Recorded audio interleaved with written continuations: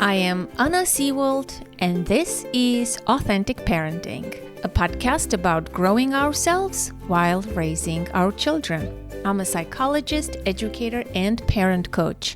My mission is to end violence against children. Through my work and this podcast, I help parents break generational cycles of trauma, reconnect with their authentic selves, and raise emotionally healthy children. Together, we've built a global community of conscious parents who want something different for the next generation. Join us as we create a more peaceful, kind, and compassionate world. Today, a science-based plan to rewire your child's brain and take back your family in the age of screens and ultra-processed foods. Hello, I'm Michaeleen Doucleff, and I'm the author of the book Dopamine Kids. And I've spent the past 14 years covering children's health and parenting for NPR. Screens and managing them have become one of the biggest daily struggles for parents today. I am joined by Michaeleen Doucleff, author of Dopamine Kids. And like many of us, she found herself struggling with screens and ultra-processed foods in her own home. And instead of blaming or restricting harder, she got curious about what's really going on underneath, and she set out to find a solution to fix the problem. She did a lot of research, she talked to industry experts, and she finally came up with a 5-step process that she implemented in 4 weeks in her own home, and she saw results. She put all of that in her new book, Dopamine Kids, and today's conversation highlights some of the insights and practical tools that she writes about in her book, which I highly recommend. The book is incredibly detailed, practical, and genuinely helpful. It's not just theory. It's filled with real-life stories, clear expectations, and concrete tools, including worksheets, illustrations, and simple frameworks you can actually use in your day-to-day parenting.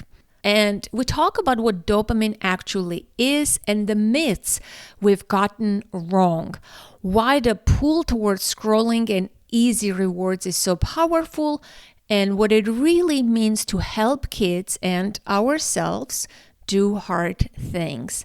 She introduces her model for understanding what she calls dopamine magnets, how to curate the cues in your environment, and why resistance alone doesn't work. One of my favorite parts of this conversation is her focus on fundamental human needs. Needs like belonging, curiosity, progress, adventure, and how so much of today's parenting advice around screen time is outdated. We explore a more compassionate, realistic approach, how to help kids transition off screens, what she calls the dismount, what not to say in those moments, and why replacing, not just removing, is key, and so much more. We've explored this topic in several previous episodes, and I will be linking those in the show notes if you want to go deeper.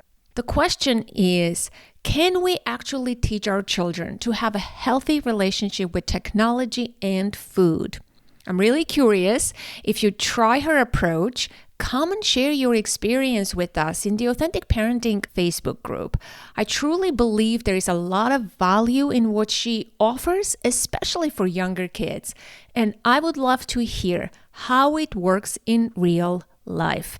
This is a conversation that invites you to rethink what's really driving your child's behavior and how small shifts can create meaningful change at home. Please enjoy, and thank you for listening. Yeah, I mean, you're a beloved author of the hunt, gather, parent. I'm the author of the beloved book. Yes, it's people love that book. I have a circle of friends who swear by that book. They always quote, the hunt, gather, parent. It was always this, it was always that in hunt, gather, parent. Yeah, yeah, it's its own force. I mean, it's been out there like 5 years now, right? And so it's been amazing. It's been absolutely amazing to see parents slowly take it up. Yeah.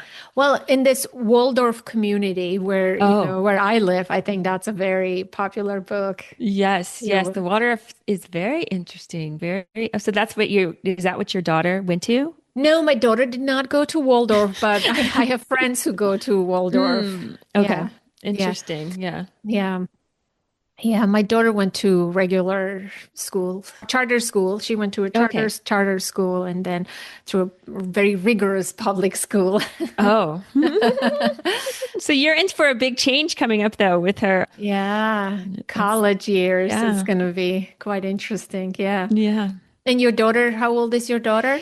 Rosie is now 10. So she's, full tween, into the tween years. We can see it already. So does she have a phone or an iPad or her own device?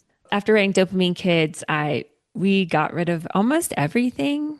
Like we have one phone that we all share and she's allowed to text on it with her friends and FaceTime with them and call and stuff. But we have really pared it down. And it was a slow kind of gradual process using the ideas in the book. But like I said, at the end of the book, it just slowly felt so much better with less technology. It wasn't this thing of like, oh, we have to do it and stuff. It was more like, oh, like when we get rid of this, things seem a lot happier and calmer and more pleasurable. And okay, well, let's try getting rid of this. And, it just kind of, like I say, it kind of, once you get on the bandwagon of like living life without it or with less of it, it just feels so good that you keep it going. It's getting into that circle, right? That takes a little bit of effort at the beginning, but then it's way easier than people think.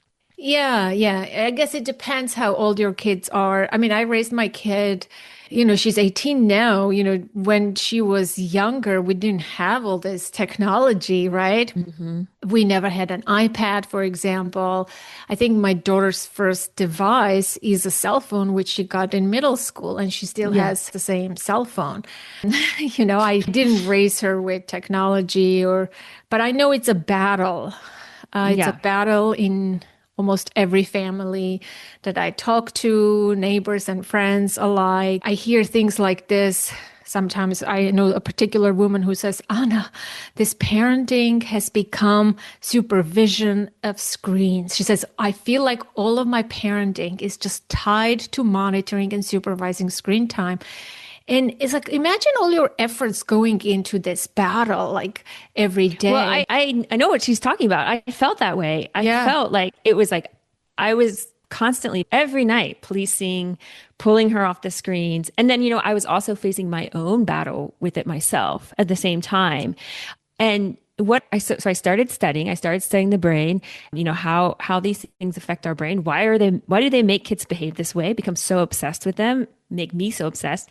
And what I found was really surprising. I found that the advice out there around screens is really outdated. It's based on science from like 25, 30, 40 years ago. And we have a lot better tools to handle screens and ultra-processed foods, but they haven't made their way into the parenting world and the parenting advice. And so that was why I really wrote Dopamine Kids, was like, I want to provide a guide for families, that are living in this new era, because we're in uncharted territory, right? Like you said, you didn't have this when your daughter was little. This is really the first time families have products around them that are intentionally designed for their kids to overuse them. And we just can't use the same strategies and tools that we use for regular toys and regular foods with these products. It doesn't work. It just leads to frustration, constant struggle.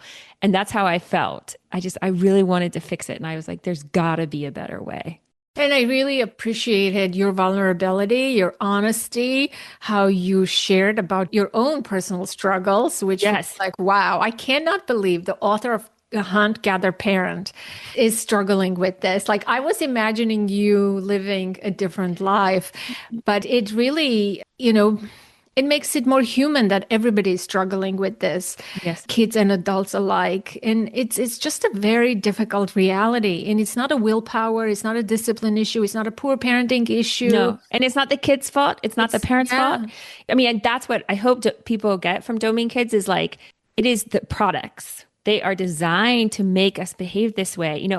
Before I wrote Dopamine Kids, I talked to this economist at Stanford. He's like a pretty famous economist. He's like in his 40s. He went to Harvard. He's like incredibly a successful person. And he started listing off all these things he had to do to stop looking at the New York Times and to stop using his phone at work. And I was just sitting there like, oh my gosh, if he has to do all these things, how are our kids, what chance do our kids have of regulating themselves with these things?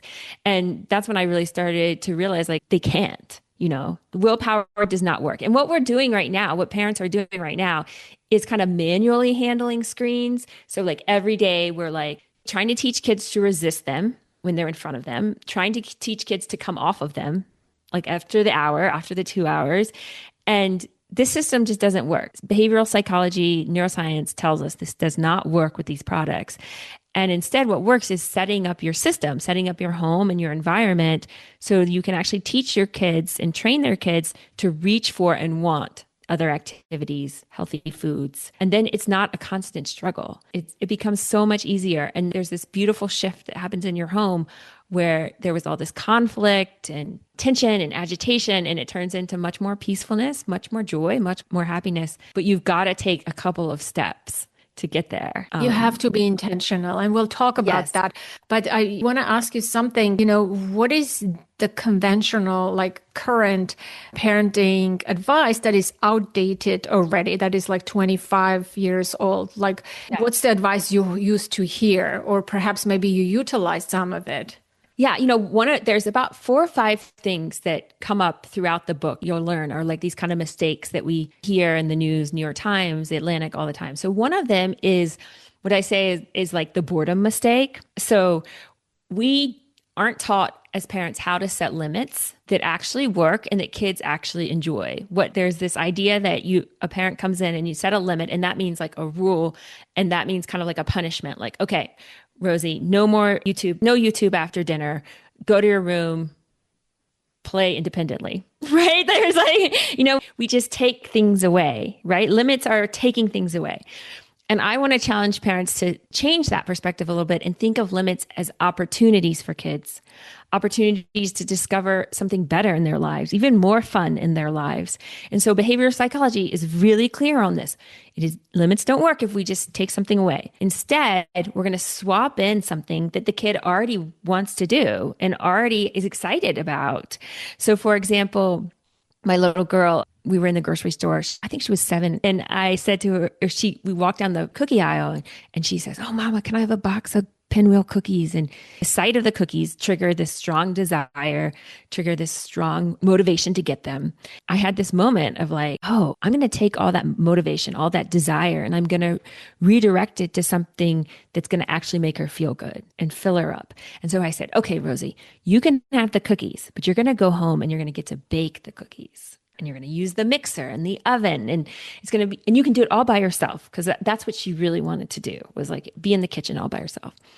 And so she did that. And what was incredible about it was that day she like ate one cookie. She could totally regulate herself when she had done all this work and she had been, filled up with all these other things besides just sugar and fat, right? She was filled up with like learning new skills and learning something purposeful and creating something for her family.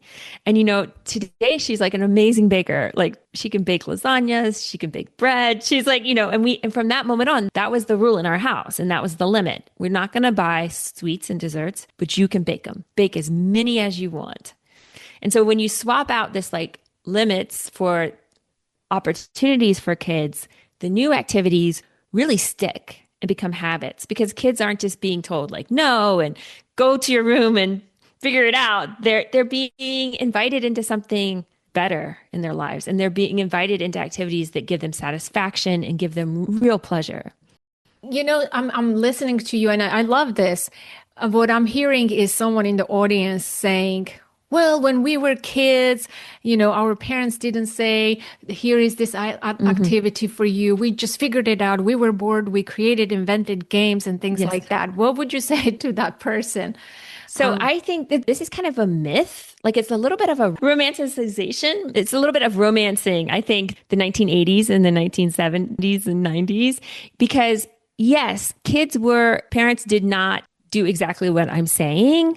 And, my mom would like kick us out of the house, but we had established outside that house a structure and a social life from the time we were toddlers. We had been learning, and our parents had kind of been cultivating activities outside, right? With other kids, with some play equipment, some tools. Like my husband, he and his brother had this whole like construction set out in their garage that their dad had set up, right? With scrap wood and nails and hammers, right? And so yes, we were like kicked out and said, go be bored. But there had been already created this system out there for other things to do. Right. And so it is a myth that we were just like figuring it all out on our own. Another thing was like the block I lived on, like six kids. There were like six different houses where I could knock on the door and the kids would either be outside or they would come out. Right. Every day I hear from parents that like, there's no kids outside. Right. And so I think what Dopamine Kids is about is creating a little bit of this structure for the child, a little bit of this direction. I'm not saying go do it, introduce it to the child, give the child the tools they need in their home, outside to get started and build these pathways of desire, these dopamine pathways of desire for these other things. Something I didn't appreciate is like a kid can't want something and figure it out what to do if they haven't experienced it at some level, right? If they haven't seen somebody do it or tried it. And so that's really where we're stuck right now is the parents, we need to like give them a little launch pad, buy them a little bit of scrap wood, or get some fresh art supplies and create a nook for them or a sewing machine or help them learn to bike around by themselves. Empower them to go outside and then they'll start figuring it out. I promise you, they'll start figuring it out. But they need a little bit of like a nudge that I had in the 80s for sure. Yeah, because screens are easy. You just That's right. you give a screen and they can get lost endlessly. You can do your shopping and everything is hard. Life is hard. Parenting is hard. Parents are stressed and burnt out. Like screen becomes a babysitter, a tool. Like I can see it's ubiquitous. It's easy. It's right there. It's in your pocket, in your hand. But I would argue that over time, it's making your life harder. Yeah, for sure. I really For like, I sure. think, like, I wanted to write an essay called, like, Screen Time is a Scam, and the publishers didn't want me to write it. But, like, that's what I see because I've seen both sides, right? I see the families, and I've been the family that's struggling with it every day, and the person who's struggling with it. And then I see the families who have enacted something very close to Dopamine Kids, and I see the result.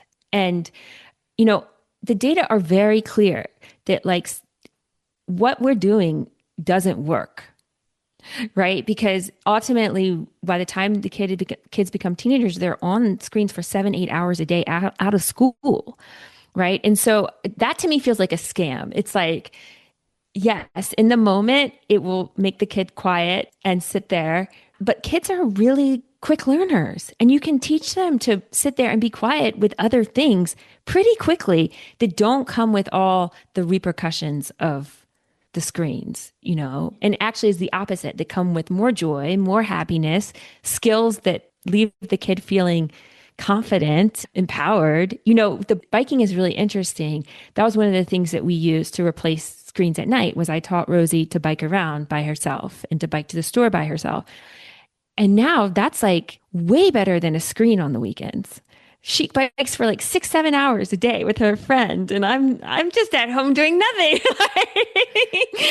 But she also bikes to her piano lessons and her soccer games and her soccer practice, and now I have a kid that it makes her feel good. She's not screaming and mad at when it's done, right? She's tired and physically exhausted, but she's also incredibly capable, right? She can go grocery shopping.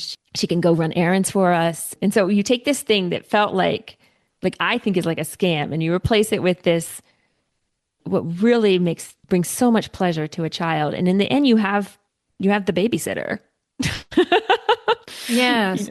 So tell me what you learned about dopamine through your research. Yes. So for a long time, like 50 years now, at least, scientists have been telling us that dopamine is pleasure, right? And the more dopamine we have, the more pleasure we have, and that we do things and we want to do things because they give us dopamine and that gives us pleasure. So really like we're motivated by pleasure all the time.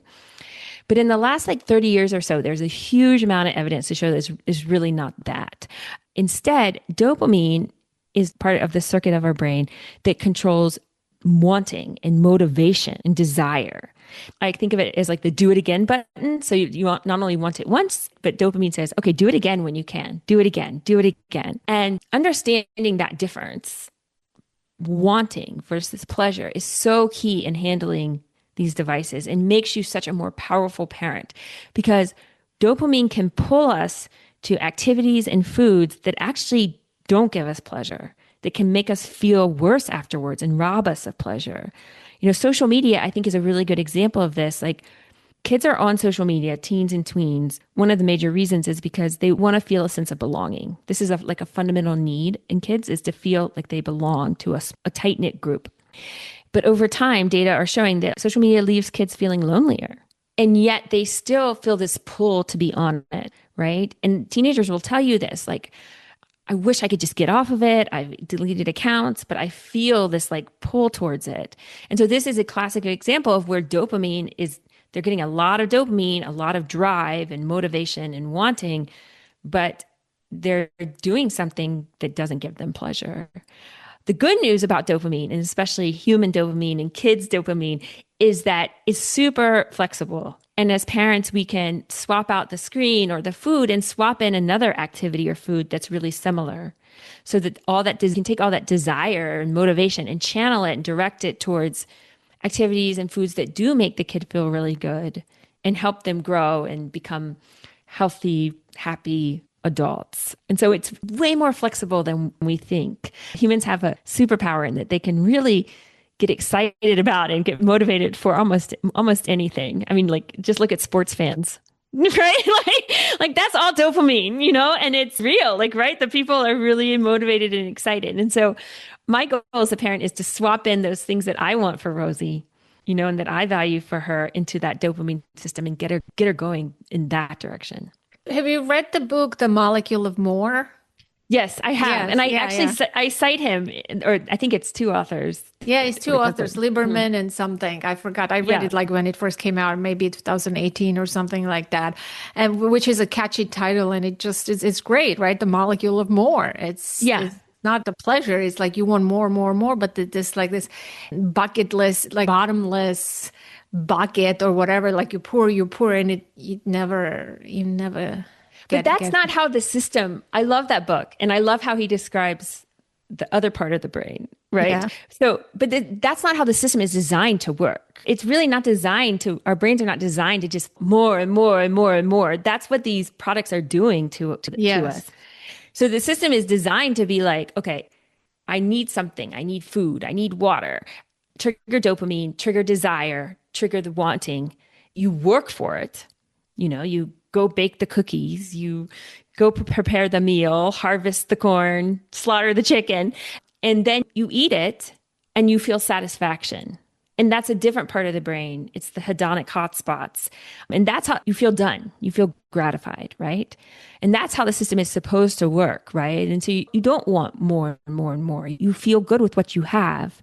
But these products we have, greens, ultra-processed foods, are designed to crank up the dopamine and decrease the satisfaction, right? And so you end up in these cycles of like more and more and more. Mm-hmm. And I think that's when we start to feel depressed and sad and gloomy, because the satisfaction molecules, that's the pleasure part. That's the part that says, I have what I need. I can stop. This feels so good. And those neurotransmitters, serotonin, endorphins, paint our life with lots of different colors and make us feel optimistic and hopeful and grateful for what we have. And if you're just in this loop of more and more and more, you're not getting those. And that was what was wrong with me. I was just chasing. And actually, we can fall in love with chasing. I was just chasing all these things that weren't giving me actual pleasure. And so as a parent, you can say, okay, limiting screens and learning how to limit them isn't about depriving kids of pleasure, but giving them more pleasure, reclaiming pleasure. You're not taking things away from them. You're filling their lives up with long-lasting, genuine pleasure. I love that. And also when you use the screens, like when you're chasing, not only you feel depleted, like you also feel like you wasted time, you've got nothing done. The things that you had to do are still there. You procrastinated. That makes you feel worse about yourself. You feel guilt, you feel shame. You want more of the same thing. It's like this vicious, ugly cycle, and you feel anxious and depressed, disconnected and lonely. It's just an ugly situation. Like, It really is. That's why I think it's kind of a scam because it's true. And I think kids don't have protection from this. Yeah. They're very vulnerable. And the industry, like when I did research for this book, I talked to engineers, I listened to all these conference presentations, they were very honest about it. They were like, kids are very vulnerable to these designs and they have no protection. There was one conference where the psychologist said, oh no, they have no protection at all. So I think it empowers parents to understand how it works and then what we can do to protect them, because adults struggle with this, right? And so a 13-year-old, a 10-year-old, of course, they're going to struggle, You're right about fundamental needs. And you mentioned the sense of belonging, that fundamental need for belonging. What are other needs that you talk about in the book? Yeah. So it's really fascinating because psychologists are starting to realize that kids get obsessed with activities on screens because it feels like they're fulfilling their needs, their fundamental needs. So social media makes them feel like they're going to feel their need of belonging. Video games give kids the feeling that they're having adventure and exploration. So that's a fundamental need of humans, to go out and learn about your environment, take risks. This was required for us to survive. Explore. Kids need this, and they feel this very strong desire to do it. Video games also give kids the sense of purpose. This is another need. All human beings need to feel like they have a purpose and they matter to the people they live with and their families. And video game designers intentionally tap into this. We design these games with multiple purposes nested within each other, the designers will say. So the kid always feels like they're almost going to complete that task, almost going to fulfill their purpose. So again, they give the kid the sense of fulfilling purpose, but they don't ever actually do it because they're not real purposes, right? Creation is another one. Humans absolutely need to create something that they can hold in their hands, with their hands, and hold in their hands. This was critical to our survival as a species. And that's why a lot of kids play Roblox and Minecraft, these sandbox games. Purpose, progress. This was a surprising one to me. We all need to feel like we're making progress, as we're making a little bit of progress each day. And that's why there's all these numbers on things, right? Likes, comments, followers. Like for me and Amazon, it's like the number on Amazon. Like, oh my gosh, I just it's like there to give you this feeling like you're getting closer and you're moving forward. This is a very strong need for me. I have to see progress. And there's wonderful ways to fulfill it, like gardening, learning to play an instrument or a language or martial arts. This can be very motivating and give us a lot of dopamine every day. And there we're actually making progress, it's harder and slower, right, than seeing your followers go up on Instagram. I think that there's a few more. One adventure in the book I call scary but fun. That's one of my favorite, one of Rosie's friends coined that term, that adventure feels scary, but it's also fun. And all human beings, no matter your age, need scary but fun. We need to have times in our lives where we're like, oh, I don't know if I can do it, but I'm going to do it anyway.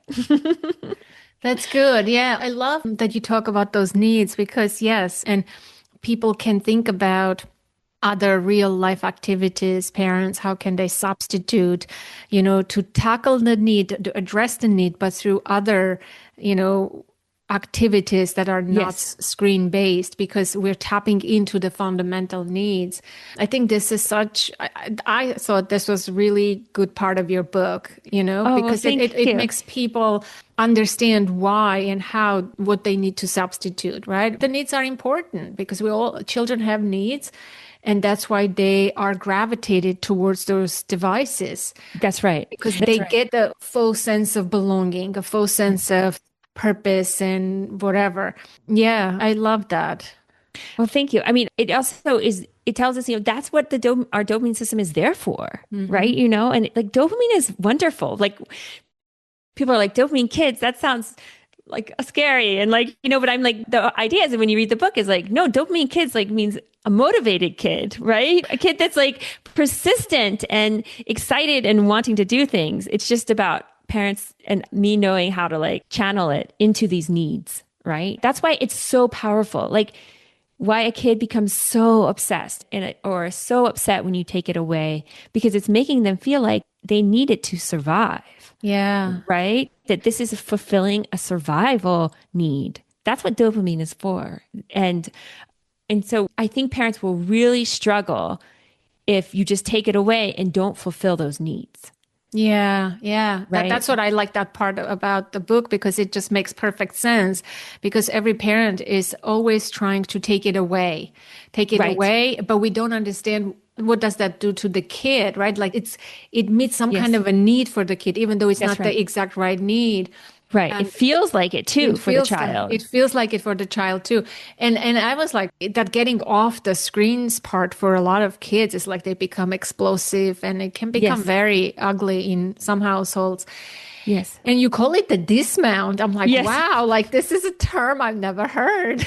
It felt like I was like trying to dismount off of like a gymnastics Yeah. apparatus. And for me personally, I also felt like I was dismounting off food a lot. Like, how do I stop eating these chocolate covered almonds?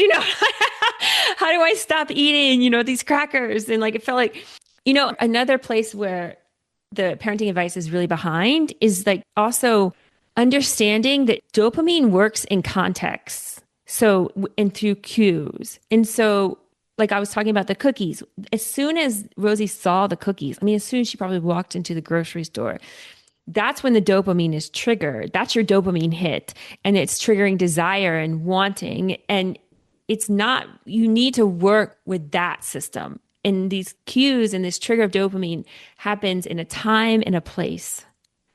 And so if you want your kid to be on the screens and like you feel like that's a part of something you want, you just need to do it in a way so that it only happens in certain time and places, right? It's there. If the child knows it's there, if he knows it's accessible and they can use it, there's a possibility. It will trigger this dopamine. It will trigger this desire and it'll be a struggle to get them not to use it. So you can't just leave like phones and iPads like around the house. Like they have to be that's what I'm talking about, like structuring your routine and structuring your lives so that kids in certain times and places naturally reach for the offline activity, naturally reach for the whole foods. And then in other places, when it is available, then you don't have to worry about policing it because it's only available in this very small context. Yeah, once you set up initially, it takes a little bit of work initially, but I think it's a lot better as Yes. time goes by, as Yes. opposed to constantly policing and creating this dependency and frustration and tension and fights and arguments. And Yes. it's a lot harder. But I think like I love your book and I think this is wonderful advice and the plan that you have. It works, I think, for younger kids. And most people should read and implement that because once you're a teenager, it's like a lot harder to work with a teenager. It's a lot harder. It's a lot And harder. the habits are more entrenched, right? Yes, Like, yes. one of the editors of the book who has like a real big problem with video games, he's in his 30s. He told me, he was like, I don't think parents are like aware that whatever habit you set up early on, it's just going to get deeper and deeper. And the children will carry it into their adulthood, right? And so I think early on, you have this opportunity to set up other habits, right? And so that it kind of offers a buffer protection for when all the screen pressure like comes. But at the end of the book, I do talk a little bit about working with teenagers. I interviewed a bunch of neuroscientists that had teenagers, and there are some strategies and there's a lot of things you can do that small changes can be really big. I think getting them working with the kids to get them out their bedroom is probably the biggest. The data on sleep and screens is very clear. Yeah. I can attest to that. I never allowed my child to bring a computer, or she has her computer, right? And for school. And she has a phone. We don't have any iPads or any other devices. None of us do. I never allowed it in her bedroom. And as a teenager, she never takes it on her own. It's always stays in the spot that it's like already habitual. Right. And teenagers, you can have good conversations with them. Actually, they are smart. They are understanding that this is a problem. Yes. You don't want to come from control-based places. You want to have conversations. And like my daughter's phone is always on do not disturb. When she does focused work, she has Forest or whatever type of program that shuts down all her access to. She does. Oh, because that's fantastic. When she was applying for colleges and writing essays and things like that, preparing for the SAT, yes, she had to do that because it's hard. You have to put systems in place. So like I can see my daughter used TikTok in the beginning, right? When she had her phone. But then some time later, she's like, this is dumb. This is a waste of my time. This is terrible information. And she deleted it on her own. Like, not because, I think it's because we had conversations and discussions and I didn't force or reinforce. We had a lot of conversations and we talked about the benefits. And then I put limits on her phone, right? Like 15 minutes on Snapchat per day, 20 minutes Snapchat per day, and 15 on Instagram. Yes. To this day, I'm not lying. My daughter just turned 18. She's an adult now. Let's just say she's an adult, right? But since when I gave the phone in middle school to her, we set all those screen time limits. Those limits. So a few limits, right? And we discussed it together and all of that. Like I didn't just come from control-based parenting. We discussed it, what we want to do, how we want to do it. She has downtime, like I think from 9 p.m. to 7:30 a.m. Her phone goes downtime. The Instagram, the Snapchat time limits, and certain apps that I block, or if she needs to do a purchase, she has to request, things like that. To this day, she has the same limits as when I first set it up from the beginning. We never tweaked it. We never changed it. She never asked for anything. And just recently, you know what she said? She's like, Mom, can I have extra 15 minutes on Snapchat or something? And, she sends me a request I can approve from my phone. And I said, wow, I said, you're becoming an adult like in a week or so.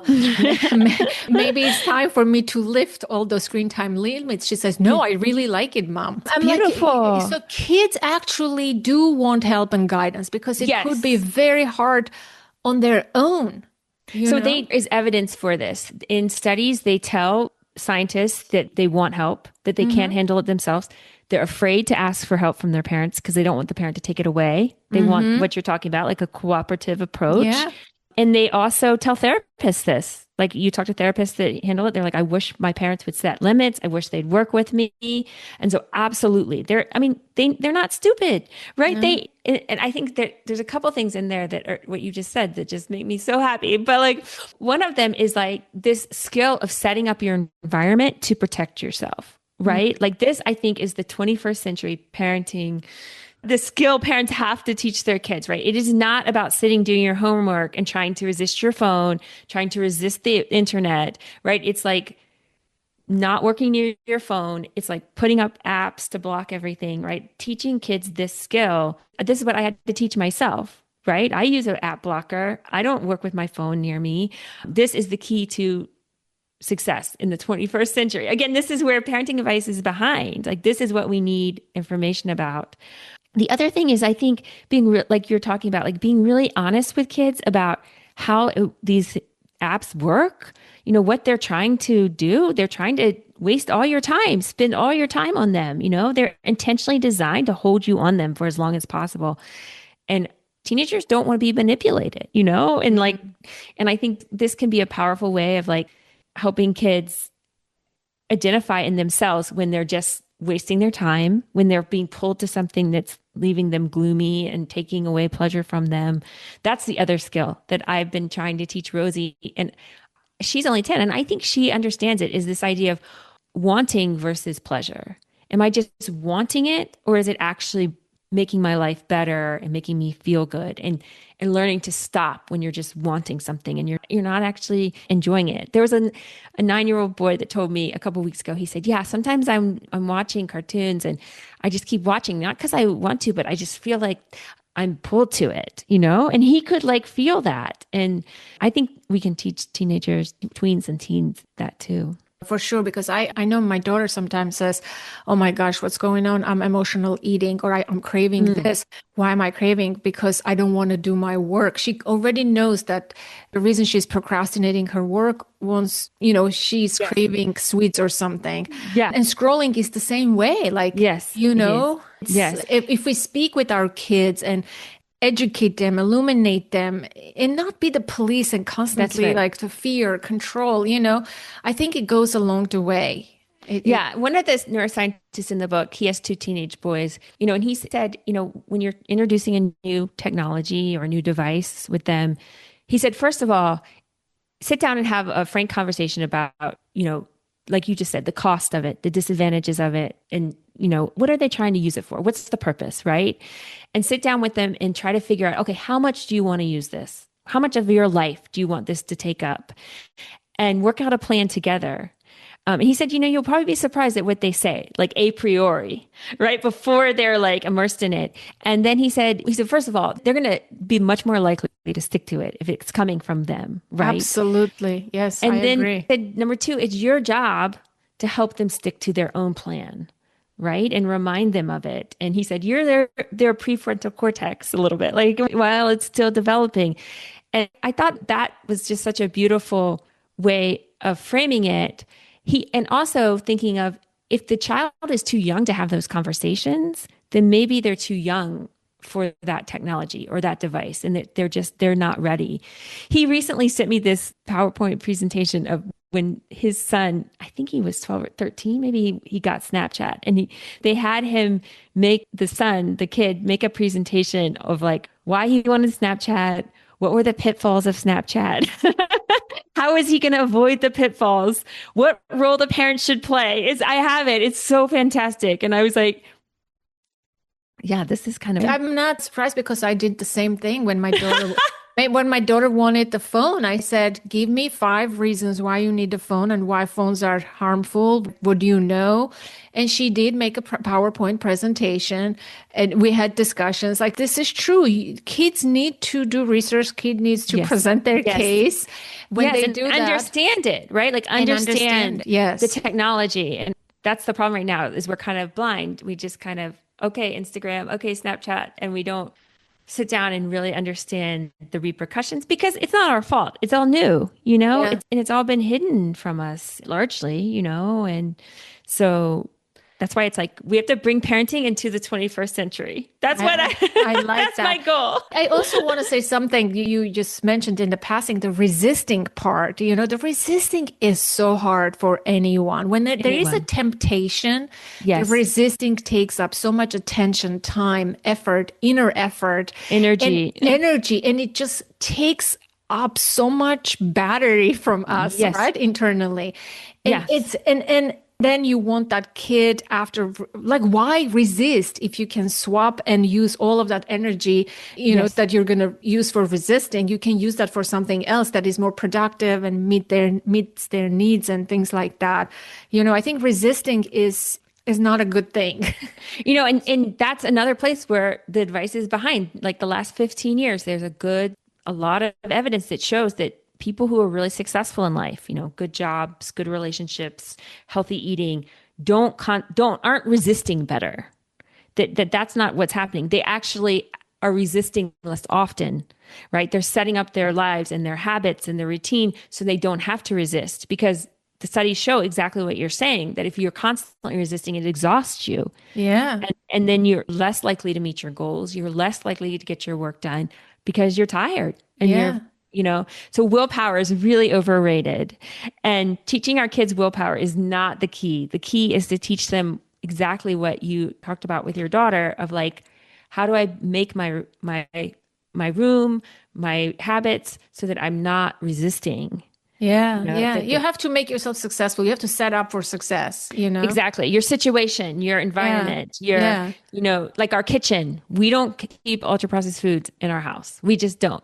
Rosie can have as many as she wants when she's out and about, but in our house, like we don't have to resist them, Yeah, and we yeah. can Yeah. relax. Our Yes. brain can relax and instead all the cues are triggering our desires for popcorn and fruit and nuts and whatever we make at dinner. And it becomes easy instead of constantly policing and working and resisting, which it clearly doesn't work because the No. data shows us it doesn't work with kids. Yeah, yeah. And it's unpleasant for the parents. I mean, and it's not our Exactly. primary job to police and create that kind of parenting. So Yes. tell me about the plan, the 5-step process. Yeah. So the 5-step process is really you can use it to break like any habit you want with your kid and then set up a new one. And the first step, I can just go through them really fast. The first is really figuring out what you want. These companies have really clear goals for our kids, what they want. YouTube wants your kid on YouTube for 24 hours a day. Minecraft, they want your kid Roblox on as long as possible. So these companies have very clear goals, and we cannot counter them if we don't have goals ourselves. I made that number one because it is what sustains us through all of this years of being in this screen environment and food environment. So once you figure out kind of what you want, then the next step is to figure out really what the kid wants, right? Like what gets the kid excited? Because habit science, behavioral psychology tells us if the kid doesn't want to do it, you're never going to build a habit. You're going to struggle. So what you want to find is this like sweet spot of something that you want and the kid wants. So for example, I really wanted Rosie to play outside, right? Like that was a real big goal for me. But what she does exactly out there, it's kind of up to her. She's going to tell me, right? And so we get in this kind of alignment. And I'm going to take all of her motivation for whatever she wants to do outside and use it to break the screen habit, right? So I'm going to divert it.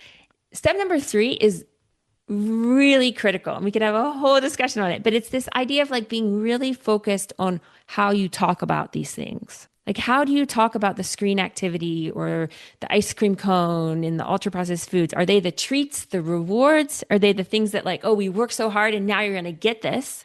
Because that's just cranking up kids' motivation for them. That's another mistake we make, right? That these are the prizes in life. Or do we discuss all the cost of them? Oh, gosh, I felt so bad after I ate that ice cream. Or, I'd rather have some fruit and nuts because that's going to make me feel better. Or I feel so tired and drained after I sit there and scroll on social media. Are you honest about these activities, right? And on the flip side, we need to lift up and celebrate the activities we want and the ones we value. So I like talk about like, I'm like the hype woman for Whole Foods in our house, not the grocery store, but like the salmon at dinner and the wild rice. Like, oh, it tastes so good. And when it's in the sauce and like, junk food and ultra processed foods have whole marketing teams. In the little whole and minimally processed foods have nothing, right? So as parents, let's get excited and praise and celebrate the things we want our kids to get excited about and enjoy. So that's step 3. The 4th step is all about how you set up rules so that they actually work. And there are these limits that work and that kids like. And then finally, the end is what I call curate the cues. And that's where you've gotten all the steps in place now, and you can actually start taking some things away and replacing them. And the key there is to create these times and places in kids' lives where the screen activity or the food is just not an option. The kid learns this is not available in this time and place. So for example, we started off with Saturdays, screen-free Saturdays. And so I went and I collected all the devices and I hid them in the dryer. That's where I always hide things. Now Rosie knows. But I was like, I wanted a place where she would never find them. And I would feel stupid, like going into the dryer to get them. And she quickly learned, like it did not take long, that Saturdays were for riding our bike, going with friends, doing a puzzle, listening to an audiobook. We were not gonna do screens. And then her brain knows, like really clearly, we have very good clocks in our brain. Saturday is for these things. And she doesn't even ask. There's no asking. It's just dopamine directed at these other activities. But in the beginning, I think where a lot of parents give up is they take it away or they do that and it doesn't stick yet. It doesn't become a habit yet, Yes. and the Yes. kids fight back. I want it. I want it. We know how, Yes, we know. how it is. I don't have to describe it. And I think parents just eventually give up too soon and the habit doesn't form. But if you can resist, especially with younger kids, it's so much easier, It's so fast. Like a little kid, like a 4-year-old could change in like a day or two. Like, but you have to, you really have to keep the device out of their sight. Yeah, consistent. The cues, like you said. The cues are so, people don't, I actually, when I first wrote Dopamine Kids, I started with the cues because the cues are so powerful in our lives. Right. But it was a little, editors were like, oh, that's too much at once. But like, if you can really fix your cues, the habits will change so much faster. Yeah, it just with anything, like when you set up your environment with the right cues, like if you're a writer or if you want to exercise, if you put your exercise clothes, That's right. the night before, these are setting up your, cues for the habit to form. I think it's the same goes as for hiding the devices, right. You got to get rid of them because the sight of it, I'm telling you, it was at one point I got rid of my phone and now my husband and I share a phone and we do this method where we put the phone in a drawer, like in the living room and it stays there. If you want to use the phone, you go there and you use it.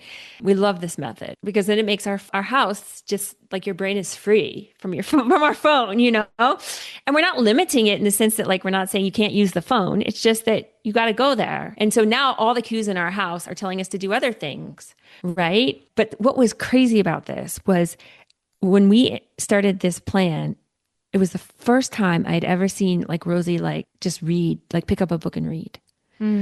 Because I think she was seeing my phone and she was like wanting the screen. And so when she stopped seeing my phone, like at every moment of her life, it changed her.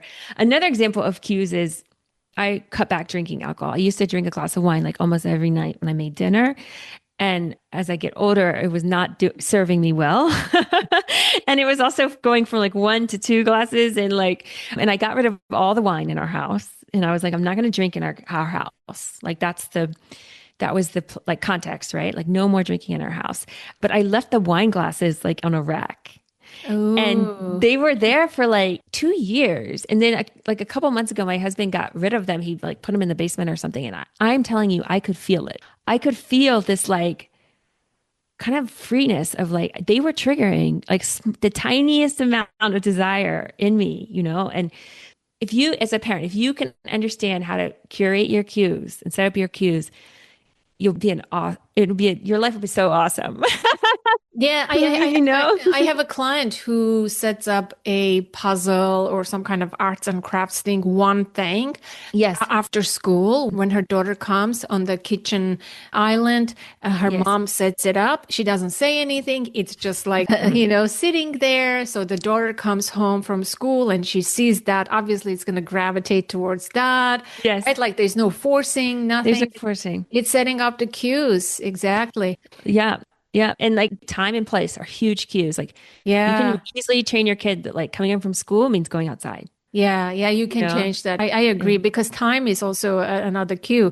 That's right. Because it's like a Pavlovian dog immediately triggers. That's right. We keep track of time so well. Like in Israel, a lot of families have like a technology Sabbath where it's like 24 hours.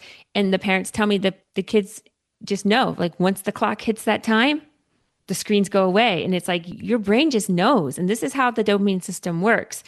And you can work with it as a parent, right? Another great place to start is like the car. The car is a huge cue. And so you can really quickly swap out a screen in the car or a ultra-processed snack in the car for an offline activity, just because the kid's trapped in there, right? So like they'll quickly pick up whatever's in front of them, right? And then you're also teaching them the cue of like, I'm bored, I have nothing to do, means I go read or I go color or crochet or whatever. Because emotions are also cues, just like you said with your daughter, right? Of like, I'm procrastinating. Yeah. So I want to ask you just a tiny bit about the first step because it's an important one about values and goals and how you did it and it has to be concrete and specific. Can Yes. you like give a little Yes. more info about that? Yes. So what behavioral psychology and habit science has taught us is that you can't form a habit around like a goal, right? So if I say, I want Rosie to play outside or I want Rosie to love reading, right? It's kind of an aspiration or a goal. I can't really like habitize that because I can't put that on my calendar. Like, right? Like at 10 o'clock, Rosie's going to love reading, right? Instead, you can have these goals and these aspirations, but to actually get like work towards them and get a kid to start to go towards them, you have to come up with like a specific behavior that you can get the child to do. And again, you want to work in context, so time and place. So for instance, if one of our goals was for our family to love whole foods and minimally processed foods and really love eating them. And so I can't, in order to make that goal a reality, I picked a particular time and place when we would eat them, right? So I think originally it was like Sunday or Saturday mornings, we would make whole foods together and we would enjoy them. And so now this is something that can form a habit. And you can, behavioral psychologists tell us to start really small. Like you could start even smaller than that. You could start with like, I'm going to buy apples each week. I'm going to buy 5 apples each week and put them out on the counter, right? And then that becomes a habit. And then the next week, okay, I'm going to buy carrots too, and you just start to kind of slowly. So really like specific actions. Before my kid plays Roblox, I'm going to have them draw a Roblox character or draw me something that they're playing on Roblox. Or after they play Roblox, I'm going to have them draw something that they built on Roblox, right? And so it's for 5-10 minutes.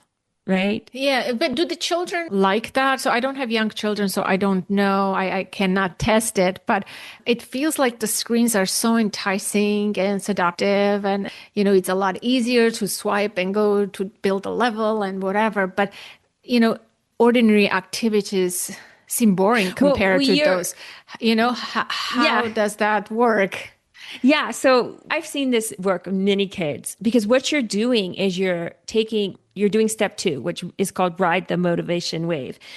Kids have tons of motivation for these things, tons of dopamine for Roblox, for Minecraft.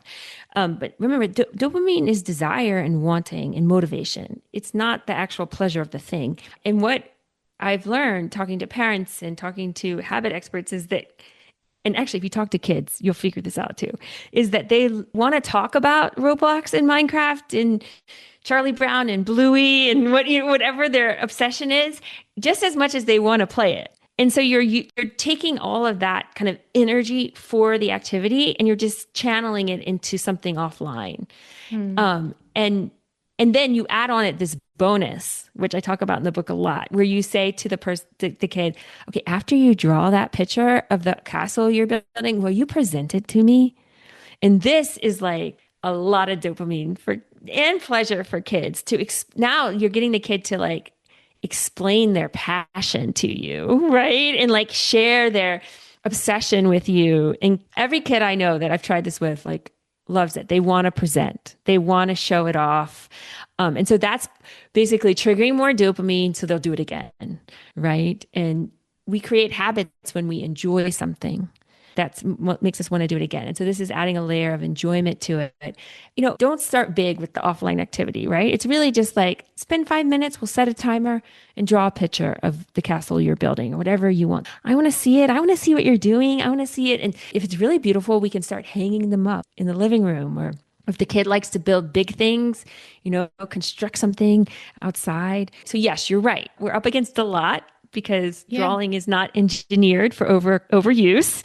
But I think this is a way of like seeding that new hobby offline and by writing out their motivation for it. And there's a video game blogger who I cite in the book who talks about this. She's like, kids love to just do anything tangentially related to the video game. So interesting.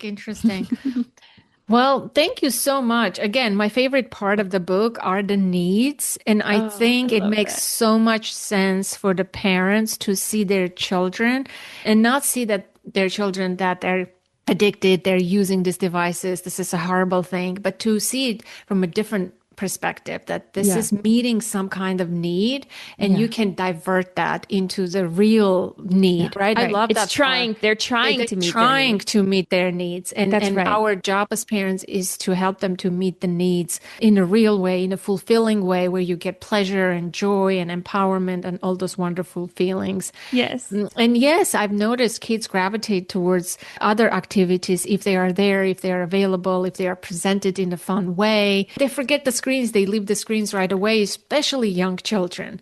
Especially young children. Young children. You can see that this is not what excites them. It does excite them, but when there is a substitute that is more humane, there is connection, there is fun, there is adventure, there is mastery of their skills, they gravitate towards that more and more. I've seen this. Yes. You know, I even think that I believe that older kids can change quite quickly. While I was researching, I talked to a lot of parents who, you know, when they travel, like a parent with a child that was really addicted to video games, 16 years old, they would go on trips, like a week-long camping trip without it. And the mom told me that, you know, the first couple of days were really hard, but after that, his brain changed and he relaxed. And so you're right. You're 100% right. The young kids change really, really fast. And I always tell parents, like, these are the golden moments. Like, you can get the kid to do anything you want. Like, I know. really quickly. Time. Yeah. But I think teenagers can change too, especially if it's done slowly and, like you say, in cooperation with them. Yes. You know, so. But you're right. Start young to form those habits and see those things as habit formation, so that exactly it can serve them in the future. I think that's right. We're not thinking in those terms when we are parenting, you know? Exactly. They'll carry those habits forever with them. Yeah. Like, even if they start using more and more screens as they get older, they'll still have in their brain those, like, playing outside habit, you know, like I still have it from my childhood, like adventures and playing outside and reading and connecting with friends. And the things that you do when you're young are so formidable, you know, and this is your chance. So. Oh, well, thank you so much. I really appreciate your book, your time, your dedication, your research. It's a very well researched, very well written book. So like much. Your first book. It was a pleasure meeting you and speaking with you. I really loved it. Me too. Thank you so much for having me. It was a wonderful conversation. Well, that's that. So thank you so much. That was lovely. That concludes today's conversation, my dear listener, and I hope you found this episode helpful and inspiring. Be sure to hit that follow button so you don't miss future episodes, and take a moment to leave a rating and review. It really helps others find the show. I would love to hear your thoughts and takeaways. Join the conversation in the Authentic Parenting Facebook group, or visit the contact page at authenticparenting.com/contact to get in touch. Authentic Parenting is an ad-free show, and your donations is what makes this podcast possible. Support the show by visiting authenticparenting.com/support or becoming a patron at patreon.com. Your contributions make it possible for me to continue bringing you weekly episodes. And as always, connect to the present moment, to yourself and your children. Until next week, I am Anna Seawold. Thank you so much for listening.